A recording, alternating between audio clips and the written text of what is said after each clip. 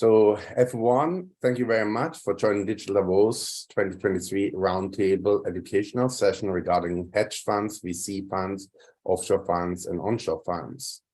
This session is brought by you by ChainBLX SPC, a segregated portfolio company domiciled in the Cayman Islands. ChainBLX SPC assists clients to get offshore funds under their umbrella as segregated portfolios quickly and easily established. We've here with us Andrey. Your last name, Andrey, always. Kolodyuk. Can you help me with your last name? Kolodyuk, like Kolodyuk. Okay, like Duke, like the nobility. Okay, sorry, Kolodyuk. He is a YGL and has numerous accomplishments. Here he represents his fund from the Ukraine, which is really special, and is basically a fund which is like a Marshall Plan for the Ukraine, which we are really eager to hear some information about this. We have also here Davos. He has a crypto fund. David was one of the youngest people I know ever graduating from Berkeley. I think he was not even 18 as he was graduating from Berkeley, so compliments on this, and he speaks about his endeavor and the crypto funds. Myself, I'm Karl Seelig, curator from Digital Davos and CEO of ChainBLX SPC. I invented also the ringback tone replacement back in 2000 and created with this a $5.8 billion yearly market. Prior to starting, having our panelists introduce them a little more in detail themselves, the mandatory disclaimer: this is an educational session only for information. Anyone who wants legal advice or wants to act on advice is strictly encouraged to seek professional assistance from a CPA, from a certified lawyer, from a certified tax or financial advisor, and not act on this in content, as this content is only for discussion reasons. It also doesn't gives any advice whether or not to invest in any funds or so on. Thank you so much for being part of Digital Davos, and I would like to start the discussions at this point. My first question would be to Andrey and to David. The first question is, every company which starts is equally like a fund, hedge fund, or any fund which is start. And the most important thing by starting any project in your life is that you can put your soul into it. So my question, if you don't put your soul into it, it will not function. So what is the soul which you put in and which reflects in your business endeavor as a fund? I would like to start with Andrey. Please describe the soul of your fund and first say if it's a private, hedge fund, public fund, mutual fund, please. Thank you, Karl. Thank you for having me. Well, it's very important. Introduce yourself also quick, probably. Sure, absolutely. Well, but basically, my introduction also correlates with the answer to your question in terms of the soul, because I started. I'm a Kiev-born entrepreneur. I went to New York City back in 1992 when I was 20 years old, where I started my first company in electronics. I built it in 12 years in the $1 billion revenue business. But that was my first one. Overall, I was involved as a co-founder in the 10 companies in telecom, media, and technology field. So, but I started, when the time I started my first fund, which was my fund, I only invested my money back in 2001. It was a venture fund, but till that time, I already had the 4 enterprises that I built, and I decided to support other entrepreneurs that want to build something in the US. So basically, for me, it was extension of what I've been doing as an entrepreneur, but actually putting some money from the exits. Already at the time, I had a few exits, so I put the money to support the other entrepreneurs. they actually been following the same model of the having the talent and R&D technology base in Ukraine and building the business in US, meaning sales, customers, everything. So for me, that was very important because I had this narrative that I did it myself. So I would help other entrepreneurs with not only capital, which is people call it smart value add capital, which is meaning hands-on approach. So it's not only money allocation in the fund, but actually how to help the other entrepreneurs to succeed. Basically, for them, I was also the role model because I was successful, and that was very easy for me to attract the other entrepreneurs and actually help them to build something in the US. So this kind of was my first fund. Till 2012, I only invested my own money. It was 5.1 million as a captive fund. But in 2012, I also attracted as LPs other tech entrepreneurs, and we've done $17 million investments. So overall, for all my investors' career, 36 investments, 14 exits so far. Okay, so many more ahead. And I'm raising our third fund, which is for the growth capital, $100 million, just to support the entrepreneurs that are building global companies. So this is basically growth stage venture capital fund, which I've always been doing, which is direct investments into the companies and so on.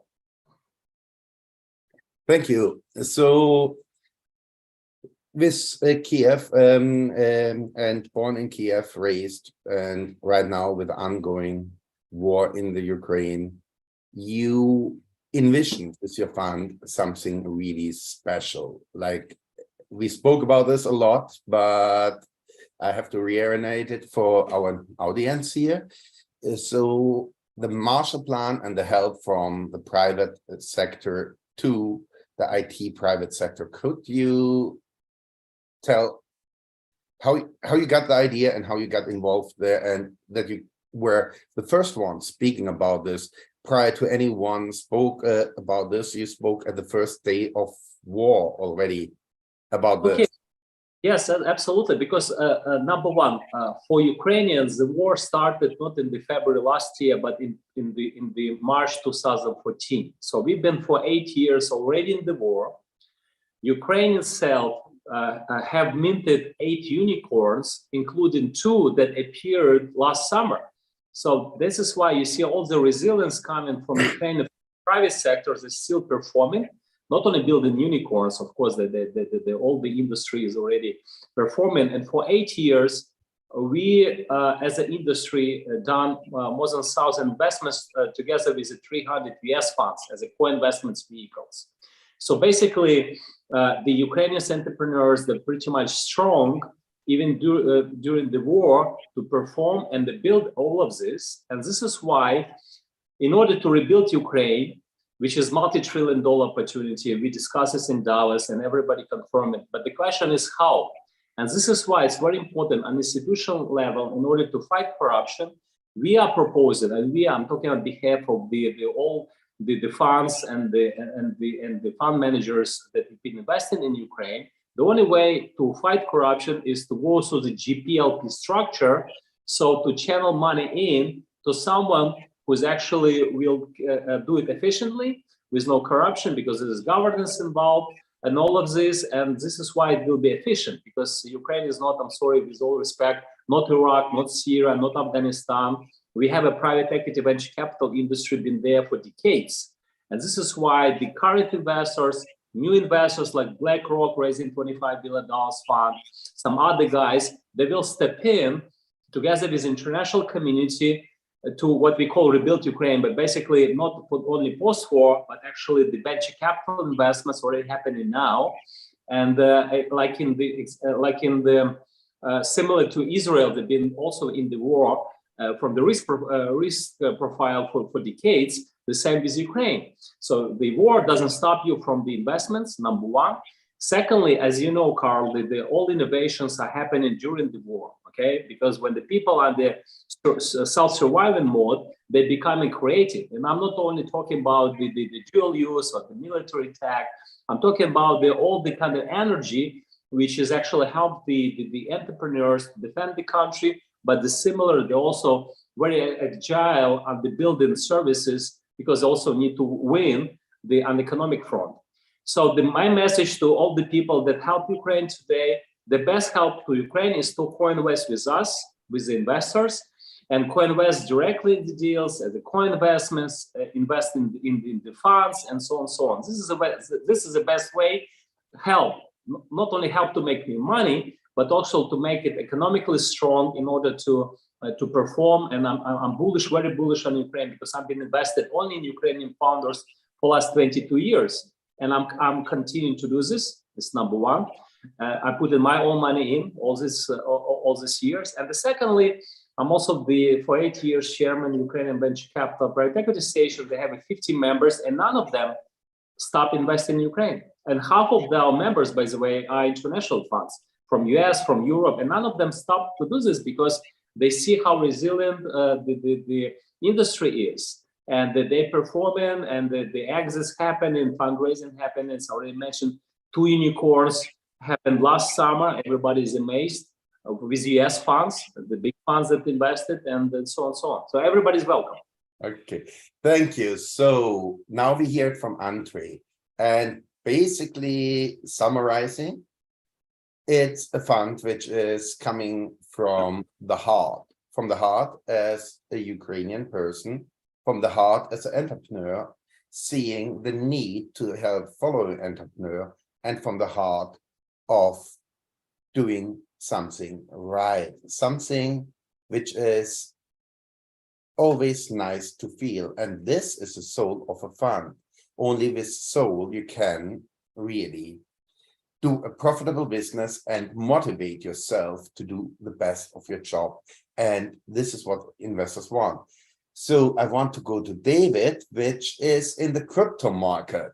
So as it's decentralized and you want to get trust and soul and everything out in the crypto market, and that it's only based on mathematics, I know from you there is also a lot of soul and findings in the crypto market. So David, could you please describe your fund for a moment, quick, and what is really the soul? What brought you to this? What inspired you to open a fund first, and then what is the soul of your fund? And please also introduce yourself more in detail. Absolutely. Yeah, thank you for the introduction, Karl. So yeah, in terms of my background, I have a very international background. Grew up speaking multiple languages. I've lived and traveled all over the world, and started out more in kind of the technology and social impact areas. And the more that I got involved into the blockchain space, the more that I realized that there was this very strong international impact potential, but also that there was a very strong kind of gap in the knowledge of the systems, where it's not a very user-friendly scenario. So ultimately, in terms of the soul of the fund, I would say that is very international, very oriented towards the ability for blockchain and crypto to make a transformative impact into multiple countries, multiple industries, but also realizing the need to bridge the gap between kind of more traditional information systems and the blockchain ecosystem, to play by existing rules in order to help that transformative potential. So I think that that's really where something like a Cayman fund kind of comes into play, where you have a traditional structure, unlike, say, something along the lines of an initial coin offering, initial token offering. You have a much more traditional regulated structure, but also one that is very flexible in its global reach. So that finding the right, I would say, finding the right structure that goes with that soul of the company is also something that that is important. We will also shortly discuss structures in my next question. So summarizing the core soul in one sentence, the core soul from your fund. Yeah, I would say we are focused on the ability for blockchain to generate transformative systems that can also build wealth for people around the world. And we're focused on doing that in a way that is compliant with existing regulations and existing systems. Thank you very much. So also from ChainBLX point of view, we are opening a lot of funds under our umbrella, a segregated portfolio, make it easy for people to open funds in the Cayman Islands. One of the requirements is we don't take anyone and just who wants to apply. We are very selective. We believe in ESG. We believe in the soul of the fund, and that somebody has to bring more than just expertise, but a vision, a conviction, and the heart to try to change the world better. This only will help the whole brand of ChainBLX, and so we are really there selective. And I'm happy that David is one of our clients, and we are also in discussion with Andrey about some cooperation. We are also happy that Andrey will join us with his input. And so I want to go to the next question, as this is a seminar type of roundtable where we want to give a general education to our audience. So when we speak about funds, and there we hear a lot of things. We know that there is VC funds, there are hedge funds. We hear general partners, non-general partners. We have mutual funds. We hear initial token offerings, initial coin offerings, all the things.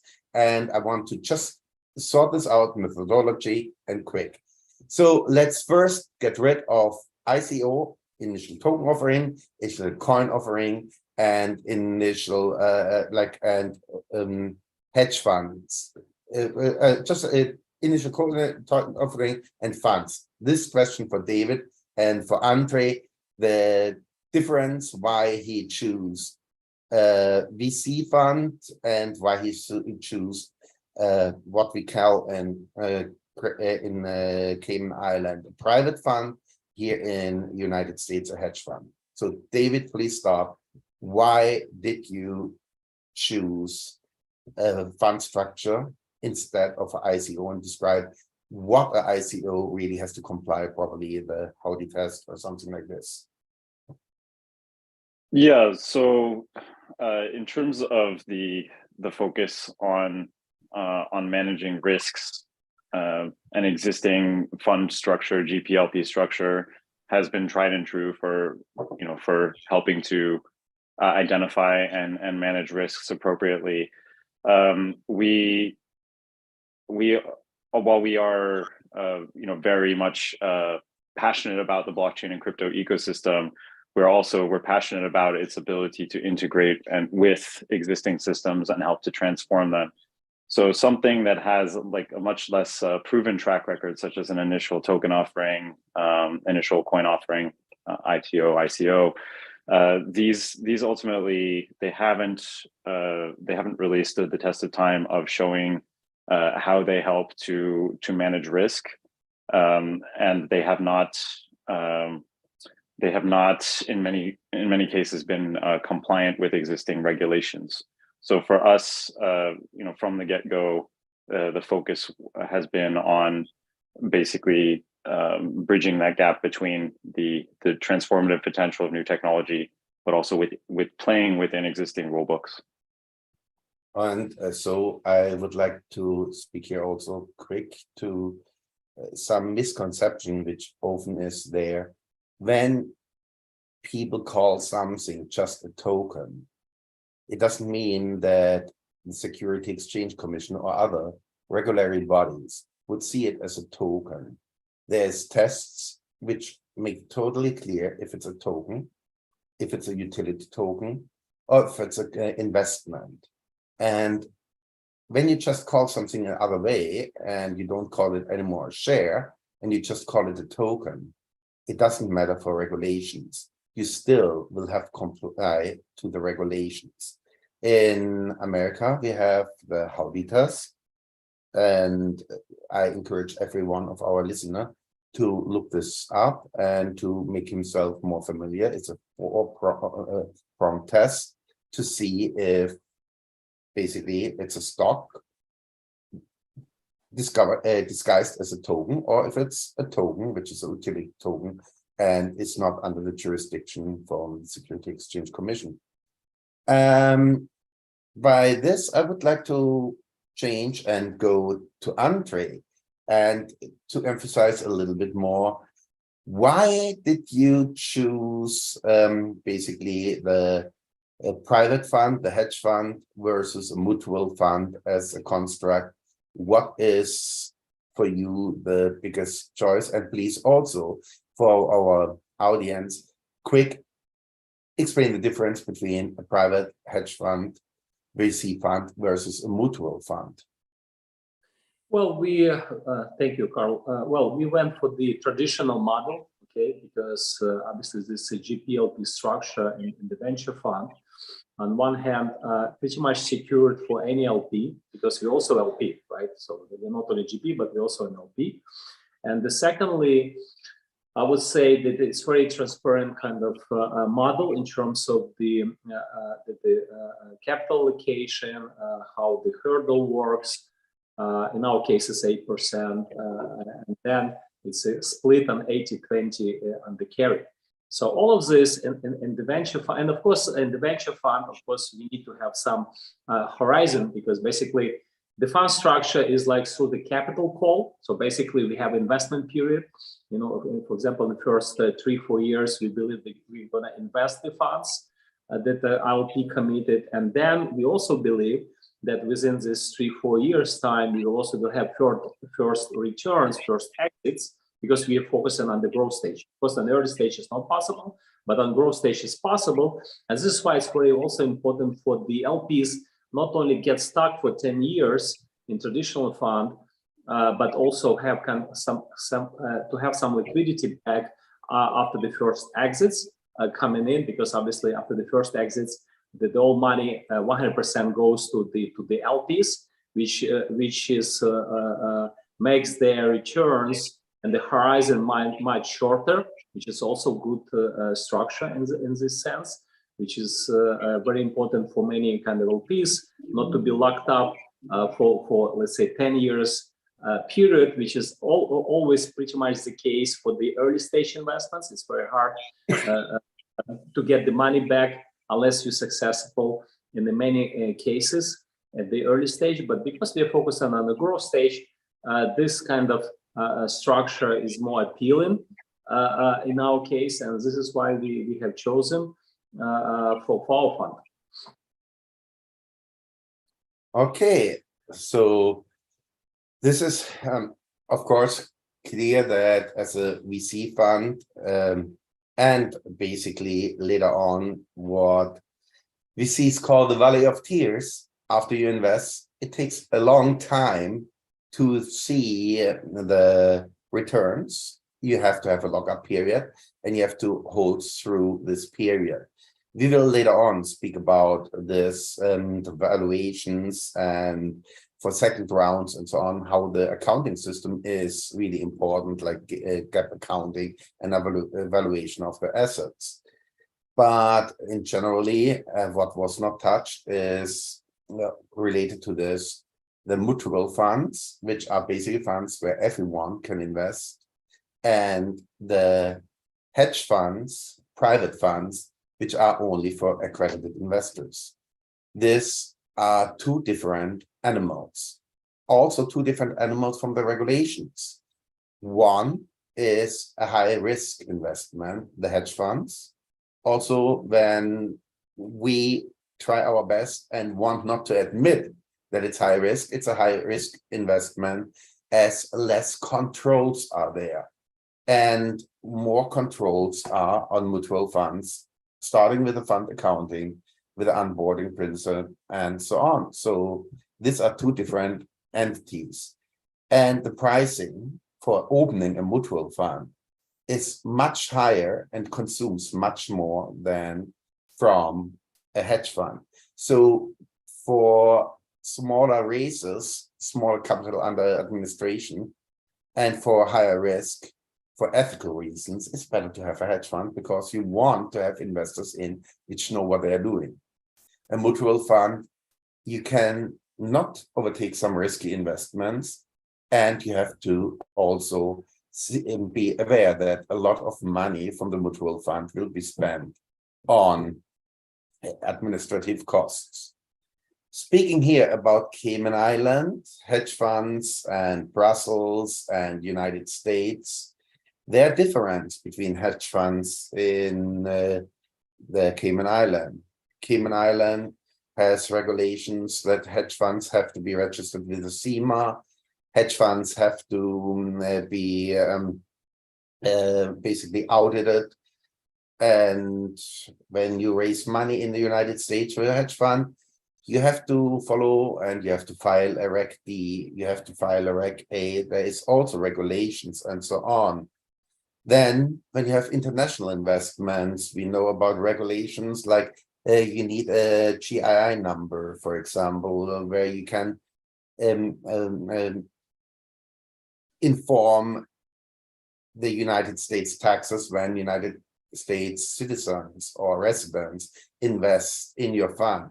So there is a whole more constructive problems with offshore and onshore funds, which I want just right now to address. One of the problems is also finding a bank.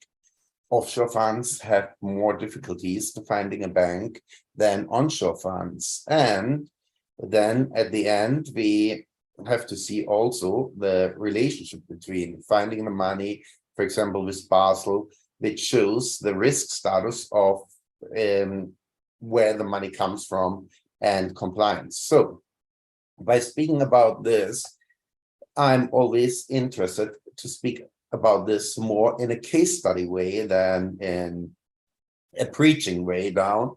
So let's probably start. Why, David, did you choose an offshore fund versus a United States fund? Right. So it goes back to that. I think your point about the identity of the company and what makes sense for the focus and the values. So in that regard, the international component is a really big thing for us. Cayman is number one for international funds and is kind of a known quantity. So we spent a lot of time researching, what would be, the prospective best environment, and there may be other jurisdictions where there could be, say, fancier bells and whistles or whatnot of certain, options of cool stuff you can do. But when it really comes down to it, of kind of the reliable workhorse of the offshore world, it comes down to Cayman, and that was something that was very interesting for us. Thinking through our experience on the regulatory side with blockchain and crypto, really kind of the approach has been, we want to have something that will be, we want to have a framework that's clear and that we can rely on right out of the gate. And historically, so far, that hasn't really been our experience with US blockchain and crypto regulation. So in that regard, having guidelines that have been clear from the get-go from Cayman, but that have also been structured in very kind of similar legalese to a lot of other, former British colonies, for example, means that there's clarity for what we should be doing, but there's also clarity from, and I guess opportunity for better clarity from the investor side on what the regulations mean, what the terms and conditions are within kind of a known quantity legal system. Beyond that, something that was also interesting to us around the Cayman structure was that they were actually in many ways more stringent on certain requirements for investor protections. So requiring these nationally accredited third-party audits for the fund was something that we weren't really seeing on the US side for what we were looking to do.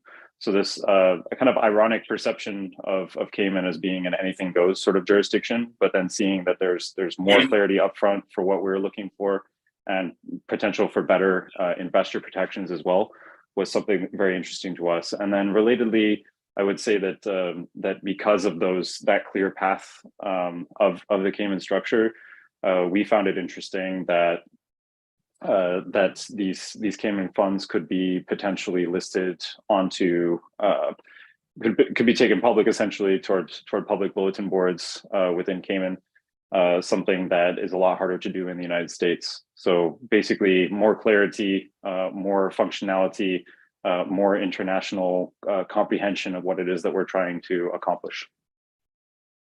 Thank you. So Andrey, your fund is domiciled in Delaware, am I right? Yes, that's right. Okay, so my question is, why did you choose Delaware, not living in Brussels, or Ukraine, as you are investing in Ukraine? And if for you,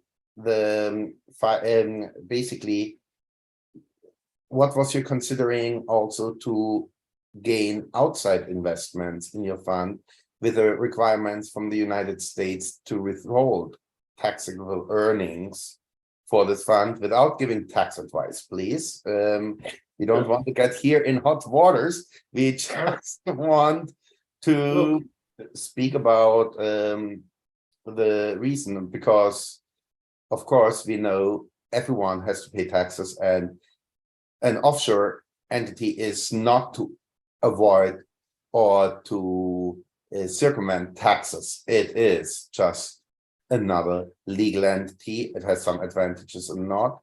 And of course, foreign investors investing in the United States, they will have a withhold from 30% when it comes back. And when you invest in Cayman as a foreign investor, you have other legal ramification. When you're United States, of course, you have to pay the taxes. It doesn't matter if you invest in the United States or here. So what was your thinking about the whole issue, which I spoke right now, to choose Delaware instead of Brussels, Ukraine, or offshore?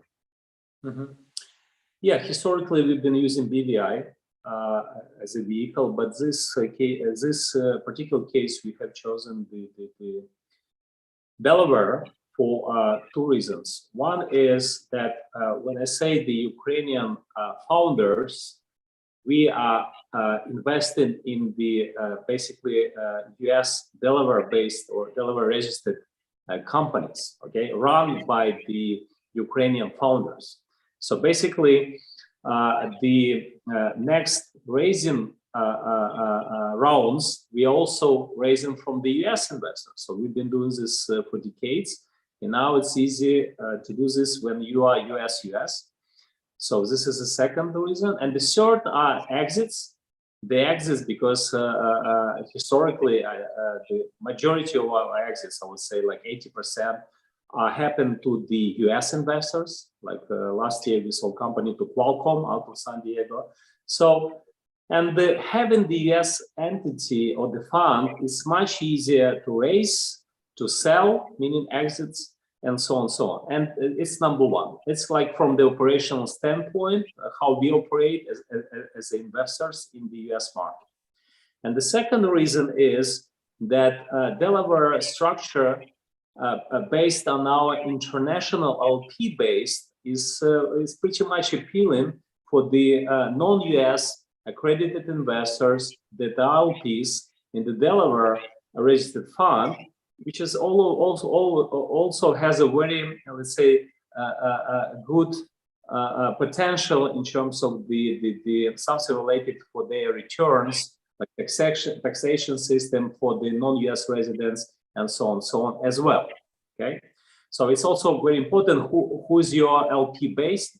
If it's US, it's a one story. If it's also international, it's also taking consideration that the Delaware registered fund could work for many of those as well. This is probably kind of a second reason, but even for the US one, to be honest, you know that many of our investors that now are moving, for example, from New York to the Florida. Okay, so they say even being the U.S. investor with the Florida tax residency, even investing in the Delaware registered company is a different story already, and it's pretty much good. That many say that yeah, we would go for the Cayman just for the purely for the tax reasons, but for the people that don't not only want to do this for the purely tax reason, they can also go for the Delaware as well. And the third, probably for us, it's not kind of very usual structure of our fund. I mean, it's the usual structure of the fund, but something which is unusual in our fund is that which is also appealing to the U.S. Let's say institutional investor, and that is that we are asking our LPs to allocate 10% of the fund investments, not for the investments, but for the grants or for the refundable loans to the families of the companies that we invest. So basically, it's a kind of has this because it's Ukrainian angle, right? So the many US based entities, they look at our fund not just for the pure for the profit, but rather for the impact and from other reasons, which is also good that we are US registered fund from this standpoint as well, because it's pretty much unusual when the fund managers asking some of the portion of the LP commitments will go not directly to the equity, but will go alongside to actually for the good kind of reasons, even if it's refundable loans for the families, etc. It's also which change the optics of the funds. It's obviously give the competitive edge in comparison with other funds that have this kind of capability to do this for the Ukrainian founders and so on and so on. So it's also kind of one of the reasons why we also gave the green light in terms of to do this. But I tell you something, which is, as you probably know, but it's also relevant for the big funds. If some of our LPs will be asking us, for example, for the Cayman structure, as you know, for the big funds, at least from 100 million or more, it's possible to have it two different pockets for a few groups of LPs, okay? Because it's going to be managed by one GP company, but the structures of the funds, one could be in the US, the other one could be in the Cayman Island.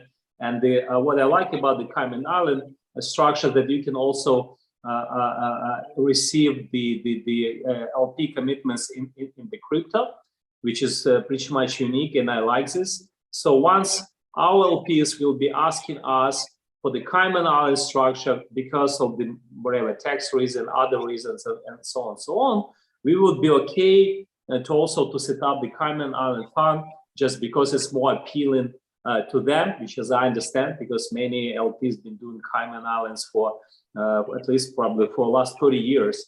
So I understand why they've been continuing to do so. So for us, it's no kind of deal breaker to set up it for the sake of the LPs that will go for this setup.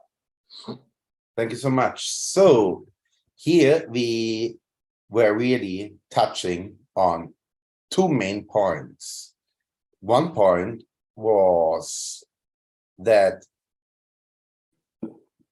basically it is based on the soul of your company and looking at the investors, where you go, and also in the experience to manage the fund. Of course, a lot of funds are in Cayman Island. My partners and I were looking with our lawyers, of course, also at Delaware funds as we started this company. We choose Cayman Island not for taxation reason, not for the reasons which most people say obvious. We choose Cayman Island because of the possibilities of segregated portfolio companies where we can quick open funds under the same accreditation, and we choose it because of the external audit, as we as umbrella providing hosted funds for many, see our obligations to make investments safe. And we prefer more eyes on it than other eyes. So it is basically, you have to look what everyone who has a fund has to look at the goal which it achieves. Sometimes you have a feeder fund offshore, you have a fund in the United States. There's a lot of constructions, and this has to be really evaluated. It is not that offshore is a catch-all solution, as well as onshore is not a catch-all solution. It is an individual choice which has to be first really carefully overthought. Also within the United States, it has to be overthought. Then when you raise money, if you raise it over Reg D, Reg A. So here we always, again, say that you should first have a really good idea, the soul of your fund, then the strategy, and then speak and seek advice from professionals, which will help you to find the right solutions. And I would like to go to the next point in our discussion. And this is what are some elements of the funds. So here we will just go what you need as a team when you start a fund, because one person alone cannot make a fund. It is always a whole team behind every fund. I want to speak here about asset allocations in this segment of our conversations. We speak about anti-money laundering and know your client protocols, which have to be in place.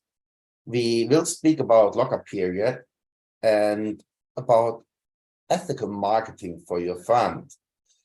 So this all brought out in general, it's services which we provide, but also, as I said, everyone has to find the right service providers tailored for his fund. So I would like to start, who wants to take it first, Andrey or David? The question is, how did you tackle your AMI and know your client? No, first, how did you tackle the management from your fund? Who wants to speak first about his management? Well, I can start with the management. Sure. It's easier for me. Look,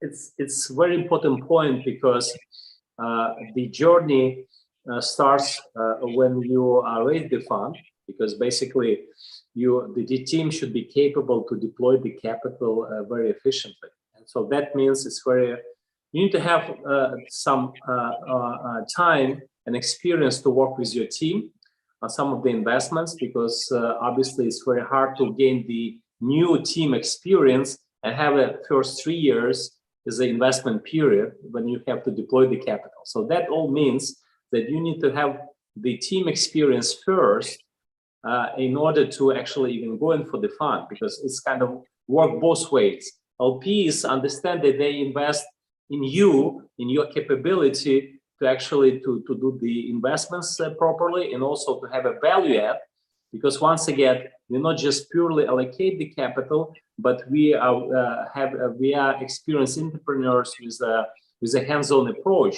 Because if you don't just provide the capital, probably you're not going to win many good deals, because the entrepreneurs will ask for something from you, from your experience, your relationship, because it's a long journey from origination, development, investments, fundraising for the company, and exit. So it's all cycles.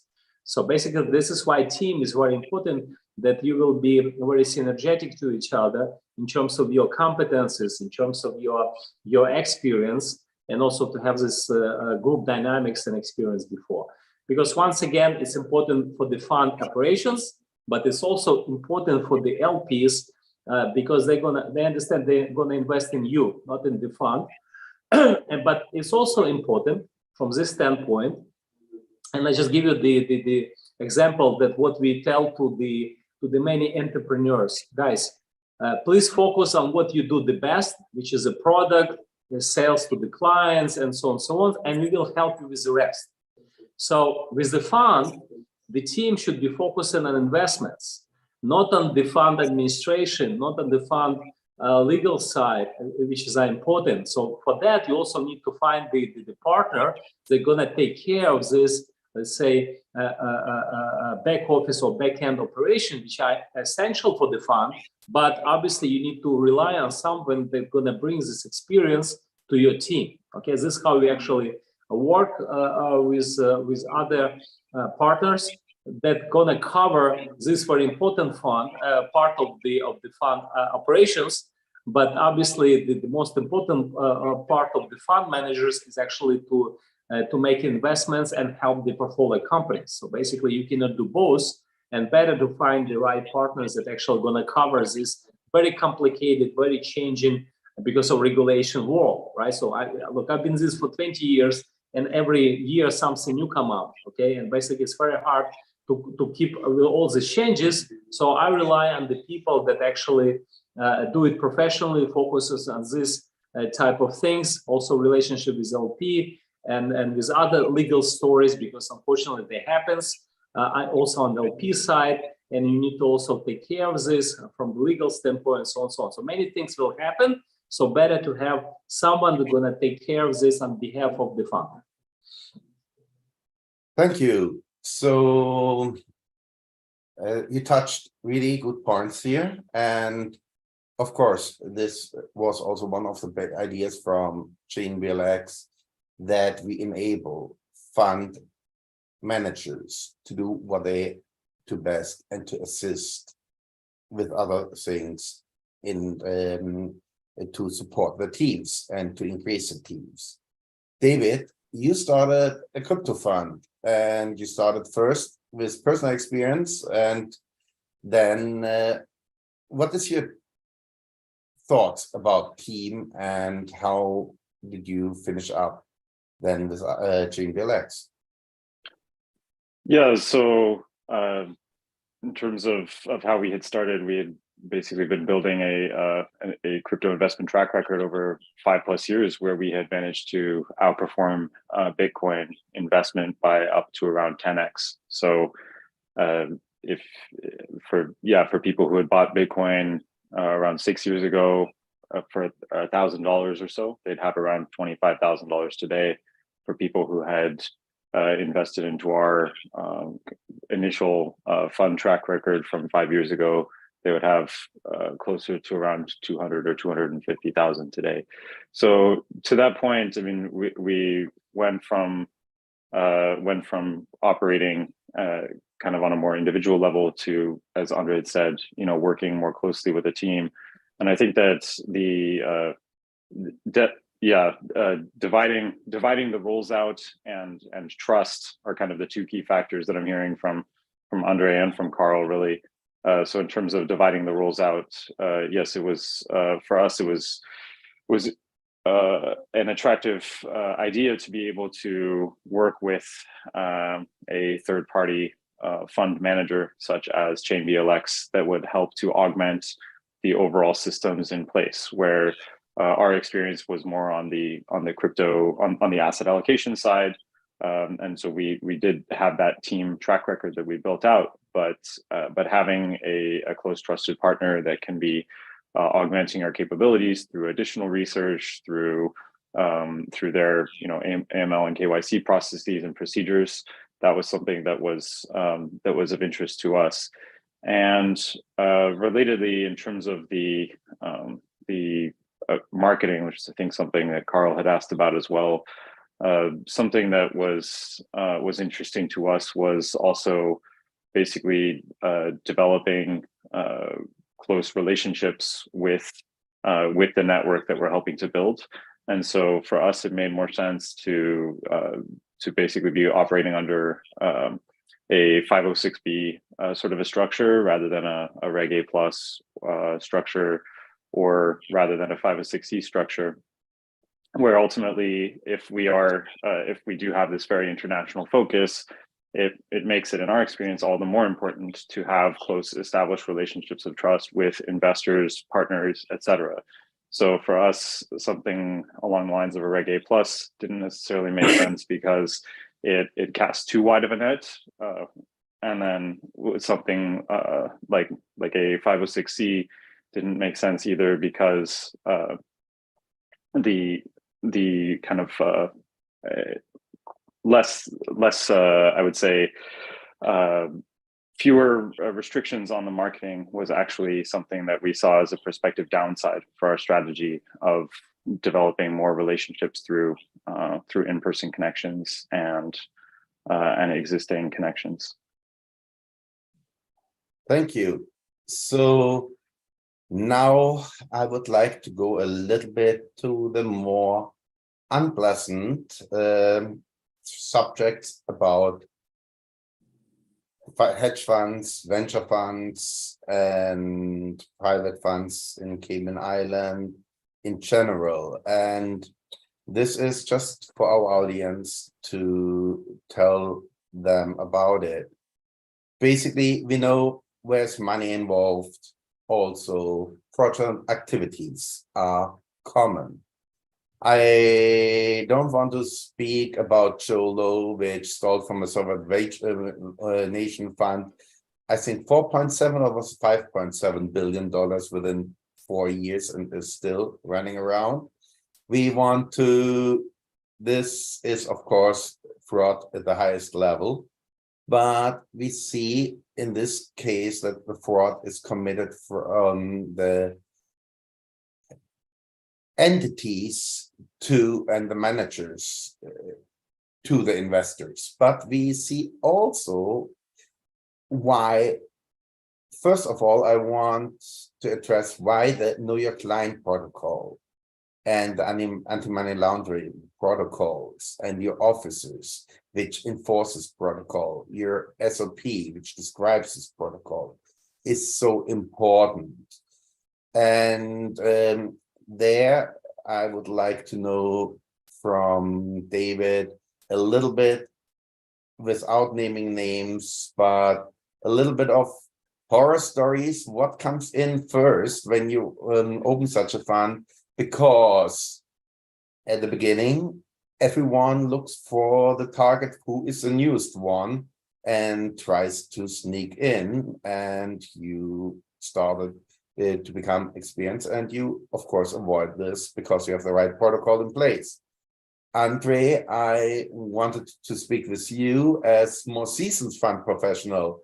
How was your experience in the beginning? And of course you are more watchful right now, but how is it going right now when you look a little bit more in the future and you become more experienced? Who wants to start? Let's start with Andrey because David spoke last. Okay, this is very important kind of issue, yes. And in terms of the history, of course, when you raise in the fund, of course, you're dealing with all different type of people. And then at some point when we were approached by different kind of LPs, and we were explained that even if you will accept some of the money, then on the due diligence, when you're gonna, for example, exit from the company or raise the new capital, due diligence is not only on the GP, but due diligence is also on your LPs. Okay, at least we have this experience. And then we realized that we need to do the KYC on the LPs as well, because if you don't take the relevant people to your board, that will put in jeopardy all the portfolio, especially on the fundraising and exit side. So this is why we never took the money from, for example, oligarchs or for the people with the kind of exposure to the different corruption schemes and so on and so on, for a number of reasons.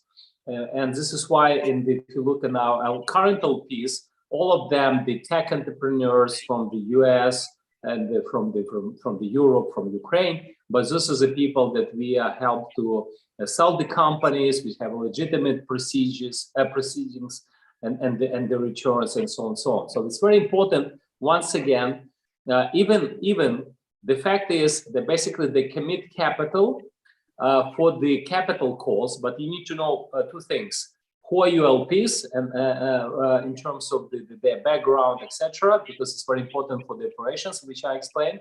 But also you need to understand their liquidity, because unfortunately we also had cases when unfortunately some of the LPs did not or could not participate in the following capital calls, and then you need to, as a fund managers, find for the replications or ask other LPs to actually come in with not the pro rata capital, which is also not good from the different standpoints. So for all of these reasons, you need to know your LPs as well, because they do due diligence on you, but you need to make due diligence on your LPs as well, because it's once again it's a long journey, and many things may happen, and that's why you need to be in the good hands, and let professionals do their job. Thank you, David.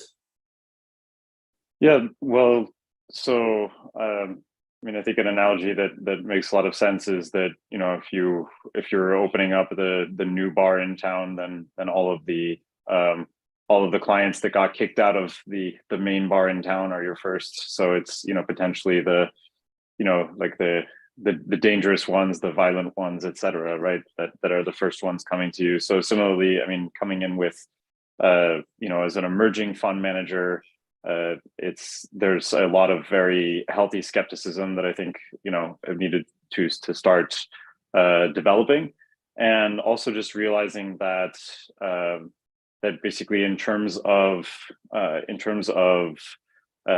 you know, potential bad actors and such, it really is often the people that are among the most kind of respected, that can be problematic, or that can be also in turn the victims of such things. So for example, Ulysses S. Grant was a former US president. He ended up being a GP in a fund that was actually, he had a fraudulent partner. Or Sir Isaac Newton actually lost something like half of his net worth investing into railroads.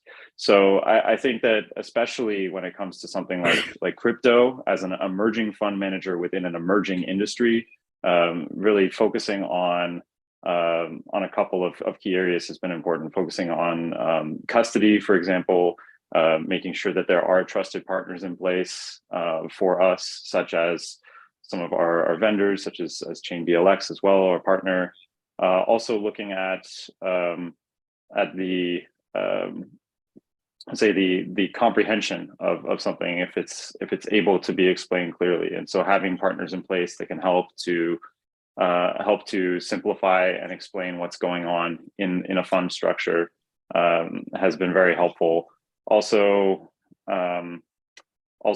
focusing on making sure that there's essentially the right kinds of rails and procedures in place, where if you have a game plan and a interesting looking opportunity comes by that doesn't fit with the game plan, sticking to that game plan can, I think, in many cases help reduce the likelihood of falling for attractive looking tricks or attractive looking problems, essentially. Yes, thank you. So as addressed, as you said, in ChainBLX, we also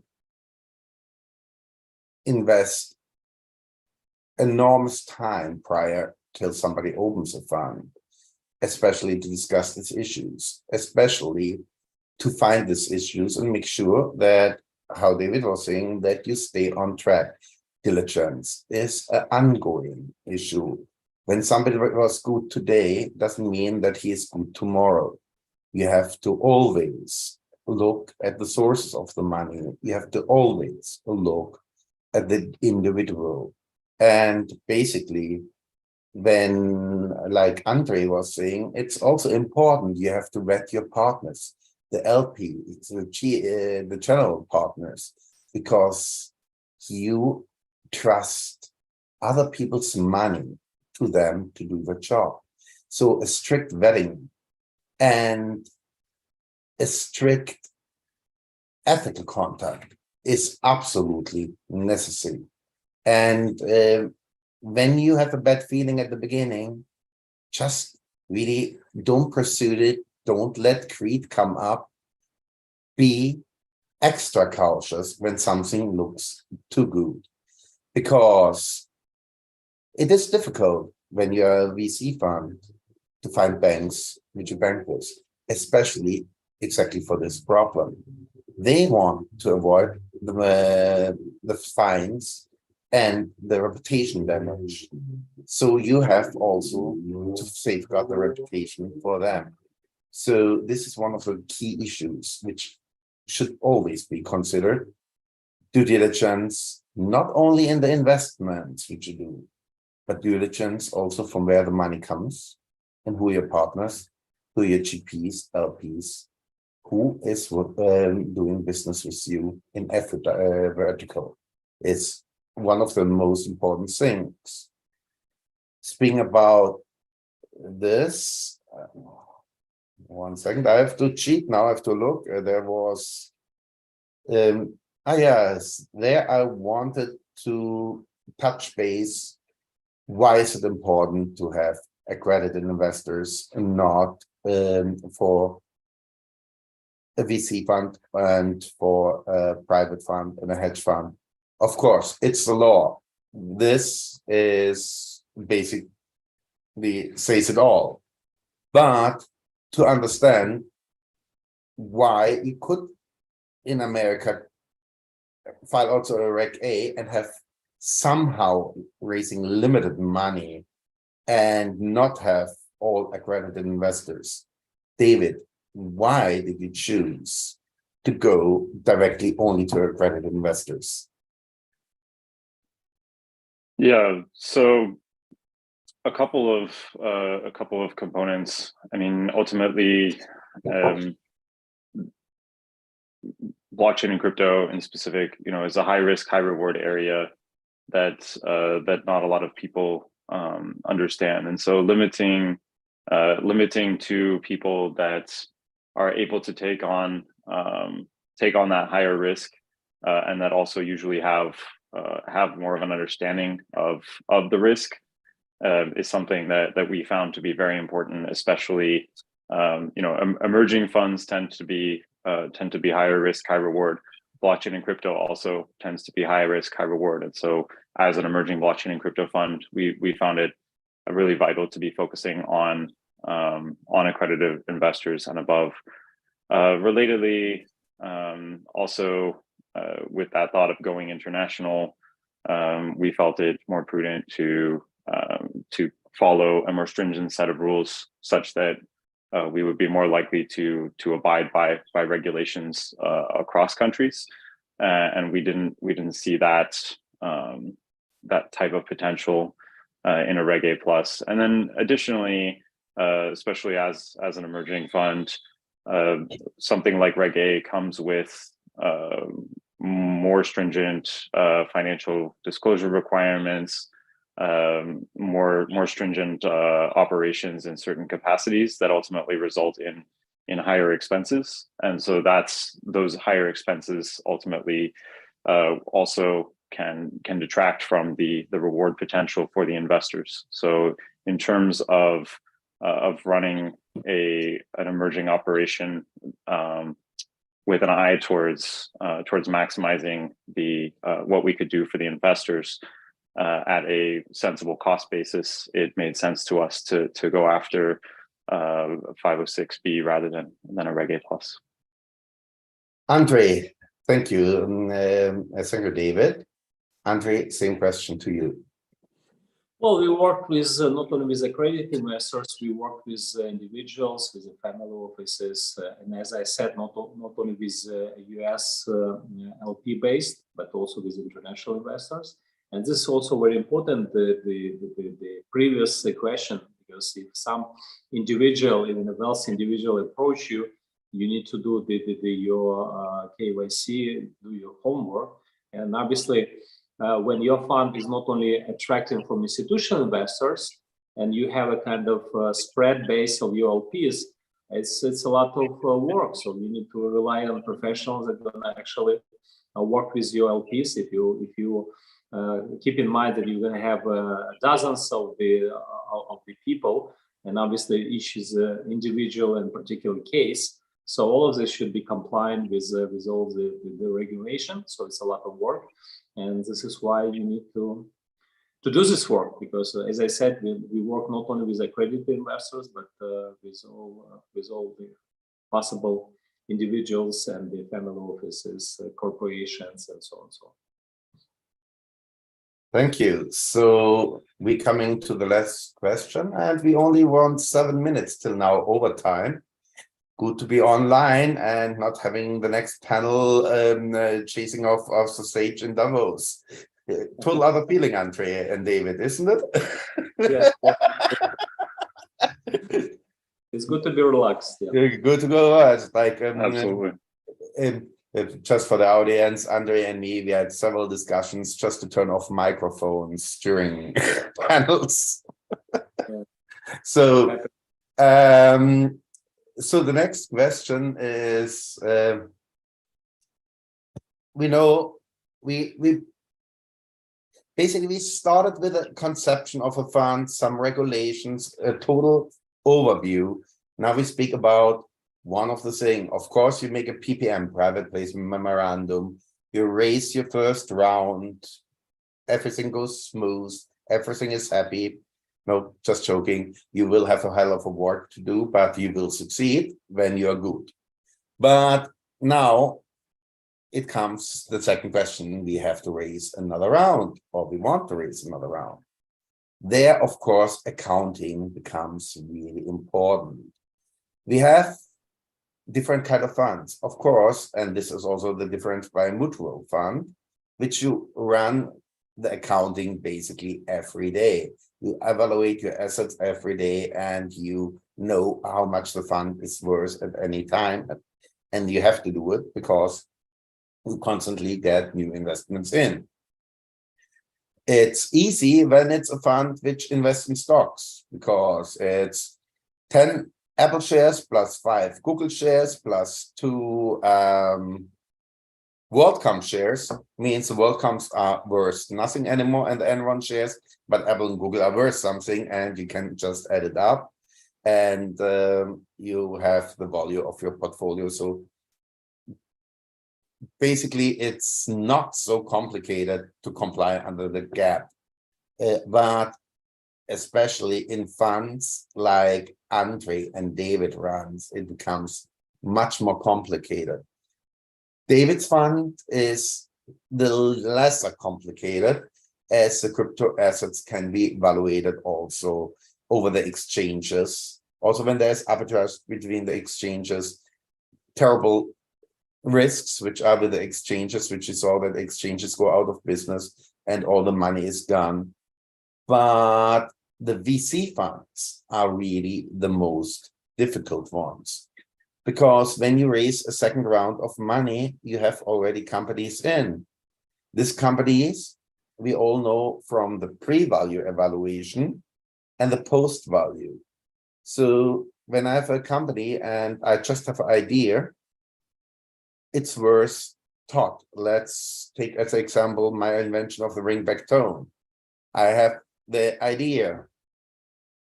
This company is nothing worse. I get from friends the money, and I can go to the patent attorney and file a patent.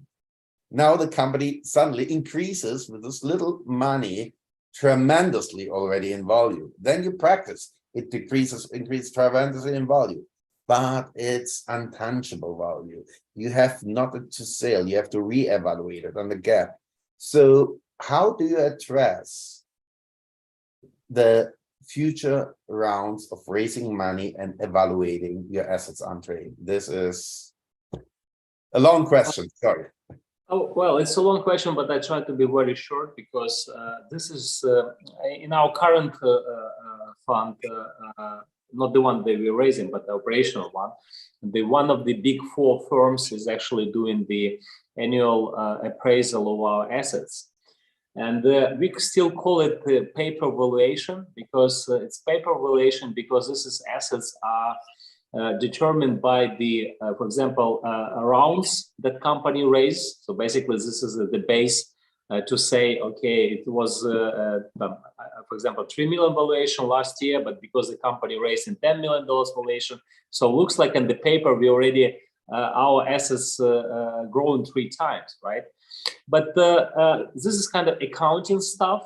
But most important one in the venture capital business is not what your paper valuation is, but actually what is your exit valuation is. So basically, and this also always tangible, right? Because when you sell the shares, all you care is what is your multiple on the investments. Okay, so basically, what happened during the years, it only can be relevant if you have evergreen fund and the new LP, for example, step in the fund after 3-5 years of the lifetime. If you have evergreen fund, yeah, that is important, because the question is, okay, we invested 5 years ago in the fund, okay, but the portfolio have grown, and if the new LP will come in, obviously it should be different, the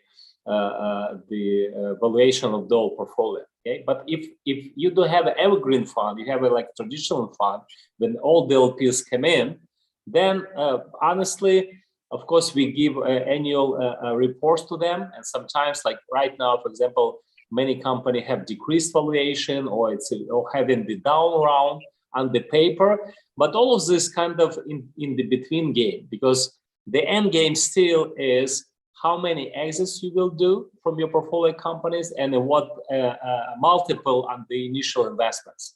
And to be honest, all LPs, they care basically for the companies that have a biggest exits or biggest returns, because all the economics of the funds is basically work on the one unicorns, or at least a few companies that you have exits with a multi-hundred $1 million exits. Okay, if you have it in your fund, so you're pretty much good in terms of making at least 2-3 cash on your investments. If you don't, it doesn't matter what is the paper valuation of your companies are, because your LPs don't have a liquidity, and liquidity only comes on exits. This was most important part of it is this why, as we say, relax.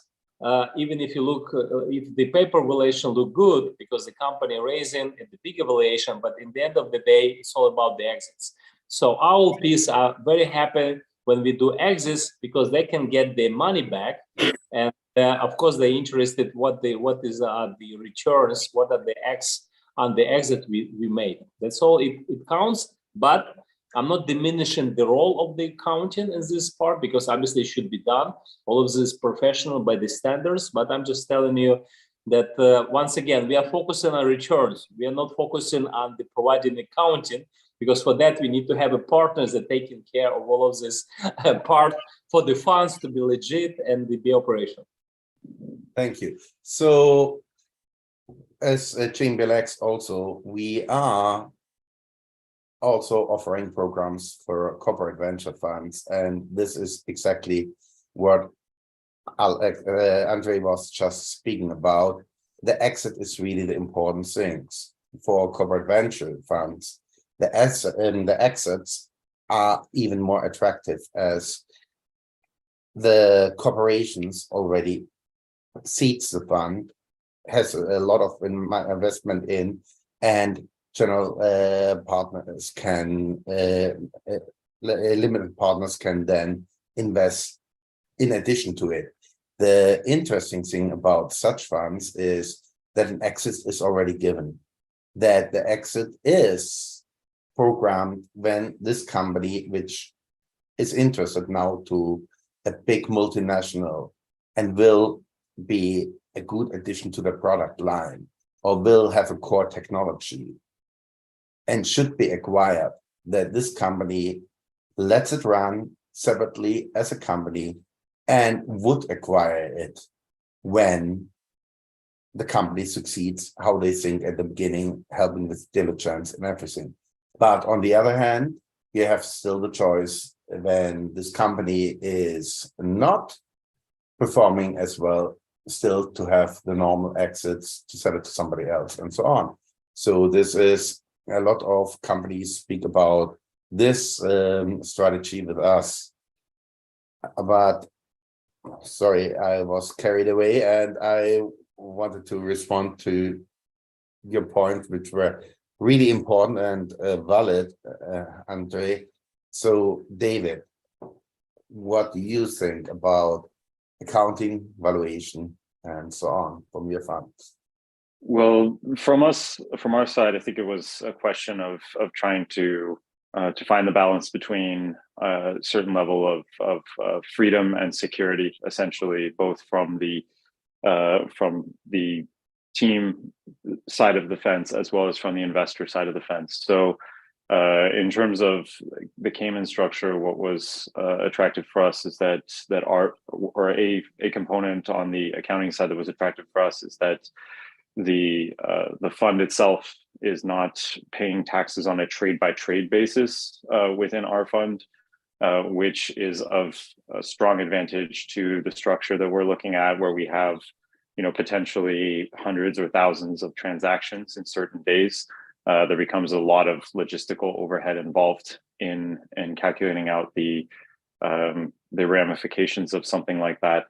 But conversely, what we did like as well was that there was a lot of kind of structure and transparency to the accounting requirements as well. That that a third-party accredited audit is required, and that we could get that level of oversight from a third-party auditor, but also that we could have support on the accounting side through ChainBLX as a fund admin.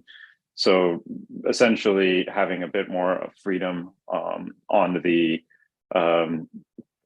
potential tax implications of specific trades was of interest, while also having more structure and more potential transparency for investors around the accounting.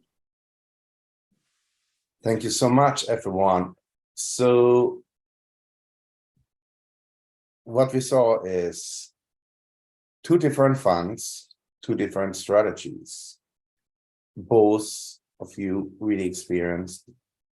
Thank you for joining it, and thank you for helping to give our viewers a view from two different perspectives and a comprehensive view over hedge funds and implementations.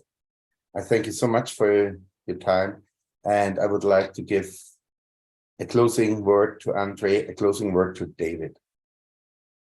Well, Karl, thank you for this interesting discussion. So hopefully it was useful for the audience.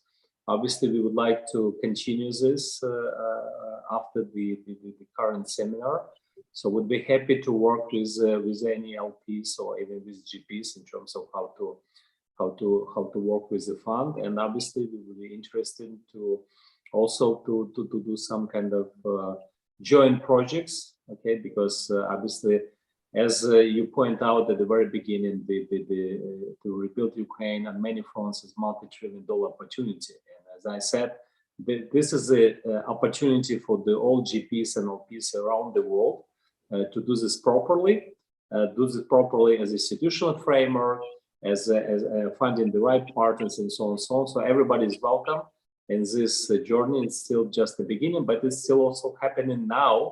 Not just in upcoming years, but actually now the opportunity for many big funds that already step in, that we saw in Davos. They already all announced that they're going to raise in, or they're already raising the funds for this type of things, just to have two things: to have an impact, which is very important and so, but also have the profits, because obviously it's one of the biggest economy in the Europe, and which is going to be rebuilt in a new way.